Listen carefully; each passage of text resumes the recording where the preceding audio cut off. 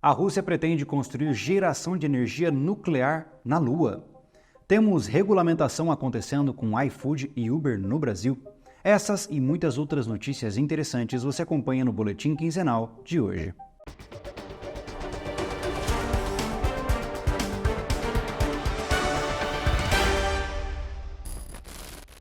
Olá, sobrevivencialista, eu sou o Júlio Lobo, muito bem-vindo a mais um vídeo aqui do nosso canal. Hoje, como sempre, já estamos aqui reunidos para conversar sobre as notícias principais dos últimos 15 dias que você, como preparador e sobrevivencialista, deve acompanhar para entender como o panorama geral está desenvolvendo à sua volta. Para isso, nós temos aqui algumas notícias que são importantes e eu vou começar logo de cara pela área de conflitos globais. Vamos começar pelos pontos mais macro do planeta e depois a gente vai aprofundando dentro da nossa própria realidade. Putin ameaça usar armas nucleares capazes de destruir a civilização. O presidente da Rússia, Vladimir Putin, ameaçou nesta quinta-feira, dia 29, utilizar armas nucleares capazes de destruir o mundo, entre aspas, na Ucrânia. Em discurso sobre o estado da nação feito em Moscou, Putin disse que poderia usar esse tipo de armamento caso a Organização do Tratado do Atlântico Norte, a OTAN, envie tropas para lutar contra a Rússia na guerra na Ucrânia. A possibilidade do envio de tropas da OTAN foi levantada no início da semana pelo presidente da França, Emmanuel Macron, que integra a Aliança Militar Ocidental.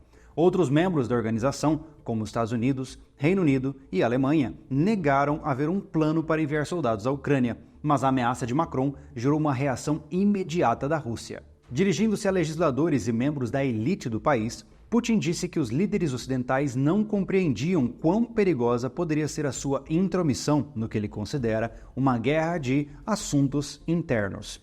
As nações ocidentais devem perceber que também temos armas que podem atingir alvos no seu território.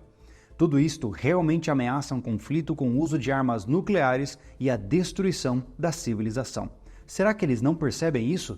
Disse Putin. O presidente russo, que concorre à reeleição este ano, disse ainda ter um arsenal nuclear amplamente modernizado, o maior do mundo. As forças nucleares estratégicas estão no estado de prontidão total, disse ele, observando que as armas nucleares hipersônicas de nova geração de que ele falou pela primeira vez em 2018 foram implantadas ou estavam numa fase em que o desenvolvimento e os testes estavam a ser concluídos. Neste discurso, um dos mais duros que Putin deu desde o início da guerra, há 2 anos atrás, o líder russo fez referência ainda ao desfecho de líderes ocidentais do passado, como Adolf Hitler, da Alemanha nazista, Napoleão Bonaparte, da França, e que, obviamente, invadiram a Rússia. Abre aspas, mas agora as consequências serão muito mais trágicas, disse Putin. Eles acham que a guerra é uma caricatura. O presidente russo disse ainda que os políticos ocidentais esqueceram o que significava uma guerra real, porque, segundo ele, não enfrentaram os mesmos desafios de segurança que os russos nas últimas 3 décadas. Antes de começarmos a comentar sobre o que isso significa, afinal nós já temos uma longa história de várias ameaças do uso de armas nucleares por diversas nações que possuem tais armas. Mas veja que aqui temos uma réplica, ou melhor dizendo, uma tréplica, a respeito do Macron, que vem com a próxima notícia. Abre aspas, a guerra retornou ao solo europeu, fecha aspas, diz Emmanuel Macron. Durante uma conferência de imprensa em Praga, Emmanuel Macron reconheceu nesta terça-feira, dia 5 de março, ter apelado a um salto estratégico ao evocar a possibilidade de enviar tropas ocidentais para a Ucrânia, alertando contra o espírito de derrota que espreita. Abre aspas, é a nossa guerra ou não é a nossa guerra? Podemos virar as costas, considerar que as coisas podem continuar a se desenrolar como estão? Eu acho que não. E, portanto, foi um salto estratégico que eu apelei e assumo plenamente. Precisamos ser lúcidos sobre a realidade da situação que se passa na Europa. A guerra retorna ao solo europeu, declarou o chefe de Estado francês, afirmando que a clareza das suas palavras era o que a Europa precisava. Emmanuel Macron ainda diz que, durante o seu discurso, face às ameaças, é preciso estar à altura da história, não ser covarde. Aqui ele diz o seguinte, estamos certamente nos aproximando de um momento na nossa Europa em que será apropriado não ser covarde. Nunca queremos ver as tragédias que se avizinham, nunca queremos ver o que está acontecendo e acredito que os nossos 2 países estão conscientes do que está acontecendo na Europa, do fato de a guerra ter regressado ao nosso solo, de que as potências que se tornaram imparáveis estão expandindo a ameaça a cada dia, atacando-nos ainda mais. Teremos que estar à altura da história e da coragem que ela implica, discursou o presidente francês. Veja que quando se trata de conflitos globais, a gente sempre tem que observar esse tipo de debate e ameaça como um aumento de pressão dentro desse sistema como um todo. Geralmente, quando algum líder de nação faz uma ameaça e o outro replica jogando uma cartada ainda mais alta, em algum momento deve haver uma difusão dessas tensões para que você não escale a situação. E o que nós estamos vendo aqui é, na verdade, o oposto, ou seja, um líder fala tal coisa, o outro joga uma cartada acima e o outro joga outra cartada acima, e isso evidencia que estamos, de fato, em uma panela de pressão bastante complexa. Eu não estou aqui dizendo que estamos, de fato, perante a Terceira Guerra Mundial, mas se nós observarmos a história, parece-me que o ciclo está repetindo e, de fato, estamos com todas as tensões sendo construídas novamente, como aconteceu na Primeira Guerra e na Segunda Guerra também. A nossa próxima notícia ainda tem a ver com a Rússia, mas é um ponto diferente aqui. Talvez uma progressão daquilo que nós conversamos no boletim passado. A Rússia diz que está considerando colocar uma usina nuclear na Lua junto com a China. A Rússia e a China estão considerando colocar essa usina na Lua entre 2033 e 2035, disse Yuri Borisov, chefe da agência espacial russa Roscosmos, nesta terça-feira, dia 5. Algo que, segundo ele, poderá permitir a construção de assentamentos lunares. Borisov, ex-vice-ministro da Defesa, afirmou que os dois países têm trabalhado em conjunto com um programa lunar e que Moscou foi capaz de contribuir com sua experiência em energia espacial nuclear. Abre aspas, hoje estamos considerando seriamente um projeto, em algum momento entre 2033 e 2035, para entregar e instalar uma unidade de energia na superfície lunar, junto com os nossos colegas chineses. Os painéis solares não seriam capazes de fornecer eletricidade suficiente para abastecer futuros assentamentos lunares, pontuou o chefe, algo que a energia nuclear conseguiria suprir. Ele disse, este é um desafio muito sério, deveria ser feito em modo automático e sem a presença de humanos. As autoridades russas já falaram sobre o plano ambicioso de um dia explorar a Lua, mas o programa espacial russo sofreu uma série de reveses nos últimos anos. A sua primeira missão lunar em 47 anos falhou no ano passado, desde que a espaçonave russa Luna 25 perdeu o controle e caiu. Moscou observou que lançará novas missões lunares e depois explorará a possibilidade de uma missão conjunta tripulada entre Rússia e China e até mesmo uma base lunar. A China afirmou, no mês passado, que pretendia colocar o primeiro astronauta chinês na Lua antes de 2030. O presidente russo, Vladimir Putin, rebateu no mês passado um alerta dos Estados Unidos de que Moscou planejava colocar armas nucleares no espaço como falso, dizendo que era uma manobra para atrair a Rússia para negociações de armas nos termos do Ocidente. Ou seja, então perceba aqui que nós temos uma evolução do discurso que nós conversamos há 15 dias atrás, quando afirmaram que a Rússia poderia colocar armas nucleares em órbita terrestre ou até no espaço, eles negaram isso. E agora nós vemos um discurso onde eles têm interesse de colocar elementos nucleares na Lua. Naturalmente que para que esses objetos, essas estruturas cheguem até a Lua, nós temos que passar pela órbita e sempre há espaço para qualquer tipo de situação aí. No entanto, há de se afirmar também que essas projeções são bastante otimistas, dado o cenário atual, onde com a tecnologia atual nós estamos tendo dificuldades de pensar em colonização lunar. Pensar em uma usina nuclear na Lua em menos de 10 anos, eu diria que é quase como acreditar em Papai Noel. Vamos agora para a tecnologia. Bitcoin e ouro batem recorde histórico no preço no mesmo dia. Olha que interessante o que está acontecendo nos últimos tempos. Vamos lá. O debate sobre se o Bitcoin substituirá um dia o ouro como reserva de valor segue sem conclusão nos círculos de entusiastas, mas os dois ativos têm inequivocadamente algo em comum a partir de agora. Estão no seu melhor momento, batendo seus respectivos recordes históricos de preço nesta terça-feira, dia 5. O Bitcoin atingiu a nova máxima histórica, encostando nos 69.000,2 dólares por unidade de Bitcoin e atingindo 1,35 trilhão em valor de mercado, calcula a agência Bloomberg. Segundo analistas, dois fatores têm impulsionado o Bitcoin nas últimas semanas. Um deles foi a listagem dos chamados ETFs, ou seja, os spots à vista de Bitcoin. O produto permite que, na prática, qualquer investidor compre e venda a moeda digital na Bolsa dos Estados Unidos como se fosse uma ação. abrindo o que os entusiastas vêm chamando de uma nova fronteira para o Bitcoin, junto a investidores do maior mercado do mundo. Além disso, esse preço vem sido alimentado com a expectativa do chamado halving. Trata-se de uma mudança periódica nas regras de funcionamento do Bitcoin que corta pela metade a recompensa dada aos mineradores. Os computadores que são plugados a essa plataforma e que vão resolvendo desafios matemáticos impostos para cada transação. Caso você queira entender mais sobre isso, eu vou deixar um card aqui em cima sobre o nosso vídeo sobre Bitcoin, que a gente já fez 2 vídeos sobre isso, que talvez valha a pena você conferir. Agora, falando do ouro especificamente, o ouro atingiu a sua máxima histórica alimentada por especulações sobre cortes de juros pelo Federal Reserve e pelos riscos geopolíticos que têm atraído investidores para o metal, considerado como um porto seguro. De acordo com a Bloomberg, a cotação do ouro subiu até 1,3% para 2.141,79 a onça Troy nesta terça-feira. O recorde anterior era 2.135,39 em dezembro. Segundo o Financial Times, outro fenômeno tem ajudado o ouro, uma demanda inédita vinda de investidores chineses que vêm procurando o metal como alternativa diante da turbulência nos mercados acionários e imobiliários do país.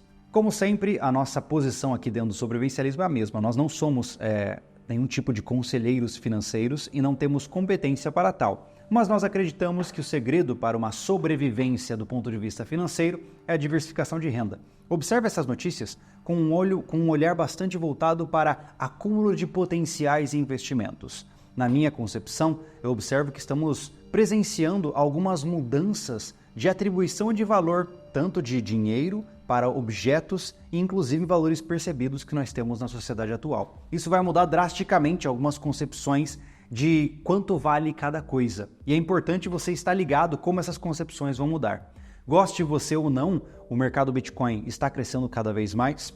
O ouro está se mostrando cada vez mais como uma posição sólida que sempre foi ao longo de milênios. Então, quem sabe vale a pena você considerar alguns aportes dentro dessa linha também. No entanto, eu não posso deixar de falar aqui que dentro dessa mesma linha de ativos, você também tem a prata, que é um dos elementos de utilidade industrial enorme. Além de ser uma moeda do ponto de vista de troca de recursos de valor, ela também pode ser usada para inúmeras aplicações de fabricação industrial, o que torna ela um elemento essencial dentro da tecnologia moderna, na civilização moderna. E se você busca algum tipo de estocagem, a prata pode ser uma das alternativas mais fáceis de você começar a sua reserva de valor. Para tal, eu devo agradecer a Morgantes Metais por estar aqui conosco no nosso Boletim Sobrevivencialista. Se você hoje está procurando algum jeito de começar uma reserva de valor e acredita que talvez a prata seja a forma mais acessível para você começar neste momento, para você começar a entender como funciona reservar o valor do seu dinheiro em metais preciosos, a Morgantes é o melhor caminho para tal. Eles oferecem um serviço de alta qualidade, muito confiáveis, com elementos de venda certificados, com garantia, que com certeza vão ajudar muito você a começar a construir as suas reservas para tempos difíceis. Lá no site você encontra, obviamente, todos os produtos que eles já negociam, assim como joias também, e inclusive produtos personalizados do sobrevivencialismo. Se você quiser conferir, nós temos a nossa dog tag feita em prata, temos as nossas lâminas também com o brasão estampado e agora eles lançaram recentemente as moedas deles que são muito bonitas, muito bem feitas também.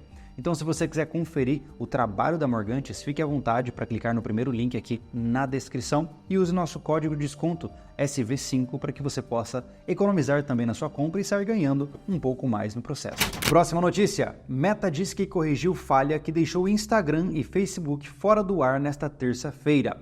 Uma pane global fez as redes sociais apresentarem instabilidade por volta das 12h30 no horário de Brasília. Se você não acompanhou essa jornada, curiosamente, uma série de pessoas começaram a não conseguir acessar os seus perfis, nada carregava, e por volta das 15 horas, o Instagram e o Facebook afirmaram em seus perfis no X, ou seja, utilizaram de outra rede social para notificar, que o problema tinha sido resolvido e que suas plataformas estavam funcionando novamente. Isso obviamente não passou desapercebido pelo X, que tirou bastante sarro da ideia de que a plataforma deles parece ser mais estável do que as outras duas. Há sempre uma concorrência selvagem nesse mundo, e foi curioso ver esse movimento. O site Down Detector, que reúne queixas sobre aplicativos e sites em vários países, chegou a registrar mais de 40 mil reclamações de usuários do Facebook no Brasil e 30 mil sobre o Instagram. Os relatos começaram a diminuir por volta das 14 horas. ou seja, 1h30 aí de queda aproximada. O diretor de comunicações da Meta, controladora do Facebook e do Instagram, Andy Stone, publicou no X, antigo Twitter, que a instabilidade foi causada por um problema técnico. Ele não detalhou, porém, qual foi a falha. Pode parecer uma grande bobeira, mas veja, talvez você utilize essas redes sociais apenas para sua diversão, para que você possa passar o tempo ou se divertir, mas existem centenas, ou melhor dizendo, milhares de empresas que dependem diretamente dessas redes sociais para que as suas rendas continuem entrando, para que elas consigam vender os seus produtos. Quando um sistema desse começa a ficar instável, infelizmente é o momento de começar a pensar se você não tem uma empresa que depende de outras empresas e assim você está linkado, com uma vulnerabilidade estrutural no teu negócio. Eu sei que é muito difícil hoje pensar em uma empresa que funciona fora das redes sociais e é praticamente impossível conseguir isso, mas é uma vulnerabilidade que temos no mundo atual e precisa ser considerada com muita calma. Seguindo a tendência das notícias que nós trouxemos aqui com uma visão de previsão, mais uma que se consolida. Olha só, BadGPT. Mais de 200 chatbots hacker usam inteligência artificial para melhorar golpes e cybercrimes. Olha que interessante.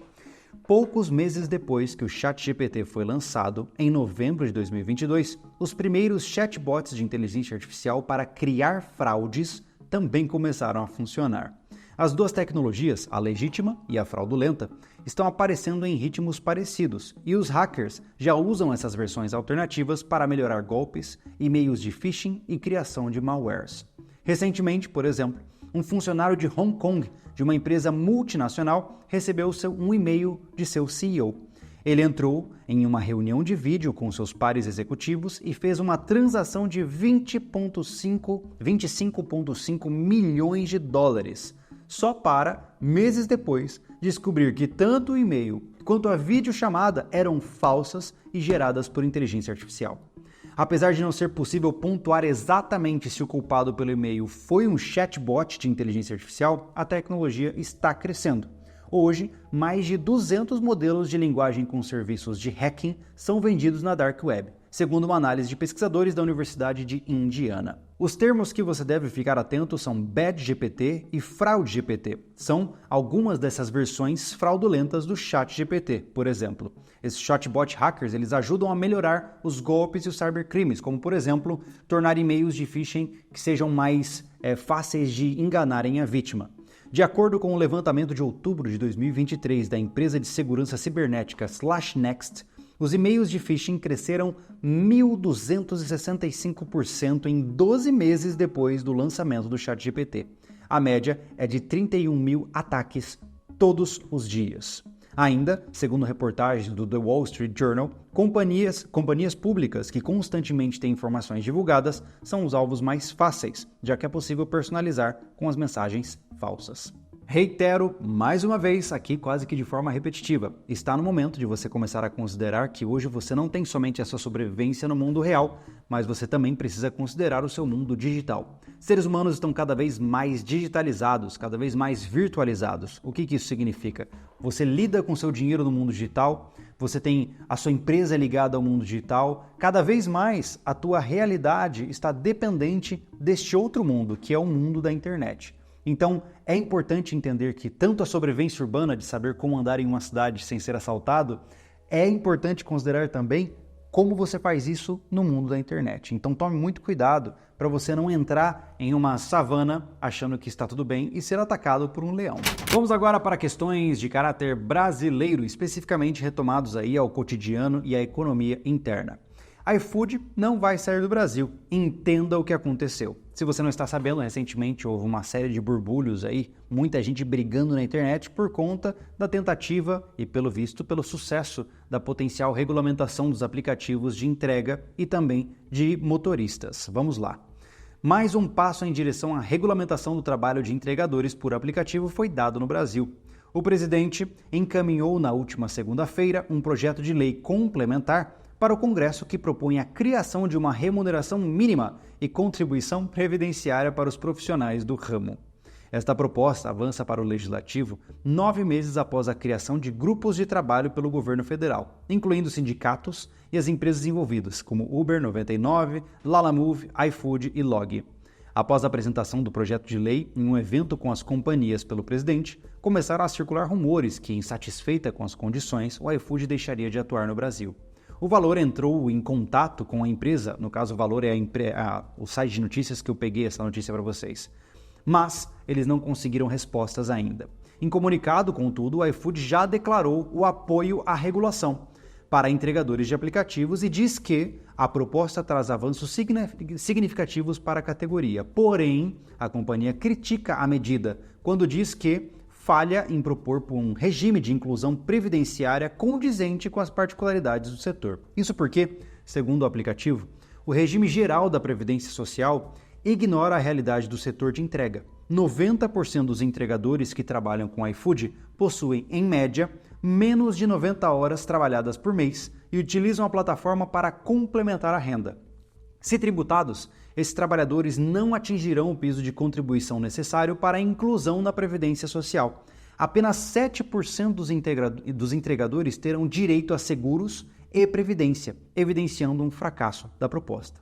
Ou seja, 100% dos entregadores contribuiriam, mas uma parcela pequena teria os benefícios da Previdência, diz iFood em comunicado. Aqui eu não tenho como deixar de ser honesto, né? Como eu digo, eu sempre tenho algumas opiniões um pouco mais contundentes quando se trata desse tipo de situação. Veja, o que acontece em todo esse discurso e essa loucura que nós temos de regulamentação no nosso país baseia-se em uma única premissa, a premissa de que você não sabe o que é bom para você.